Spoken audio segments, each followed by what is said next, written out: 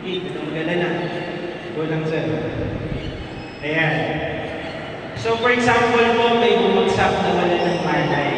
So, ang una po natin gagawin, pinili natin. Okay? So, dear participants po sa ating mga BLS champions po, may bumagsak sa harapan nyo. Nandun ka. Ano po ang una nyo gagawin? Check the area. Ha? Sinisave mo na. Magpakilala. Sino ka ba? Kali po, yung na-train first aider. Kali po tumulong. So next, nagpakilala na natin. Next ang gagawin.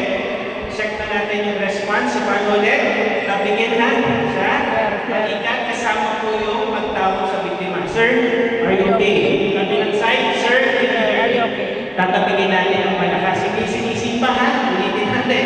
Hindi ginagano. Sir, are you okay? Wala akong pinipisin. Wala kang hampas sa dibdib. Balikat mo tayo. Okay? Now, paano po pagbabae? Pag lalaki, iba lumbaran. Huwag po gagawin sa babae. Ang ginagawa po namin dyan, yung damit nandun pa rin, kung kailangan mag-CPR, tinuluwagan lang po namin yung bra. Tinatanggal sa likuran. Pero yung public hindi siya, sisirain sa harapan mismo ng publiko. Bibigyan po natin ng dignitan po ang ating mga kababaihan po. Now, itinuli natin. Sinisig, pakilala ka na, check the response. Ang next na gagawin natin, check that. Pause and holding. Ilang segundo po ulit? 5 to 10 seconds po. So, ilalagay ko po yung aking taliri.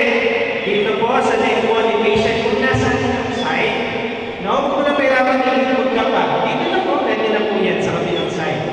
Kakampain niyo po yung parang pumipite. Now, sir, ang hirap po talaga kasi pumapak ng pulso. So, ano po yung pinaka-the best? Ang gagawin po natin, titignan mo lang kung kumaangat ang dibdib ng biktima. Kunyari makapalang suot niya, pwede nyo naman pong obserbahan. Ang ibang ginagawa, nilalagay sa bandang, saan yung kamay nila para maramdaman yung movement ng pagkangat ng biktima. Ang babae, bawal po yun ha, huwag nyo magiging mapawang yung kamay nyo para lang sa mag-assess. No? Marami kong pwede mo sinupin nyo ng mabuti, tingnan. Kakapain, sabay-sabay tayo. 1,001, 1,002, 1,009, 1,004, 1,005, 1,006. Confirm, walang pulso, walang hininga, heart arrest. Okay, kung walang hininga, may pulso, respiratory arrest. Ano kailangan yan? Hangin. Ventilation. Ilang hangin ang ibigay ko pag sa ato? 1 breath every 5 to 6 seconds. Very